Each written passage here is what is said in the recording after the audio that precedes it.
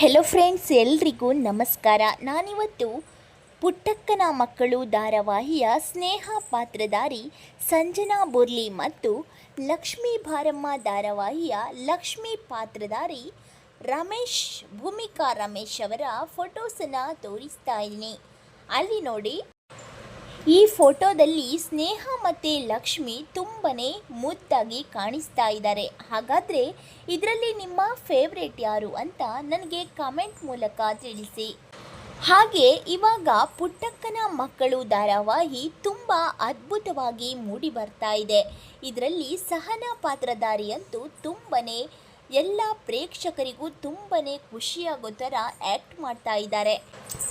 ಹಾಗಾದರೆ ಮುಂದೇನೂ ಸಹ ಪುಟ್ಟಕ್ಕನ ಮಕ್ಕಳು ಧಾರಾವಾಹಿ ಹೀಗೆ ಮೂಡಿ ಬರಲಿ ಅಂತ ಹೇಳ್ತಾ ಮತ್ತೆ ಇನ್ನೊಂದು ವಿಡಿಯೋಸ್ ಜೊತೆ ಬರ್ತಾ ಇದ್ದೀನಿ. ಅಲ್ಲಿವರೆಗೂ ಬಾಯ್ ಬಾಯ್.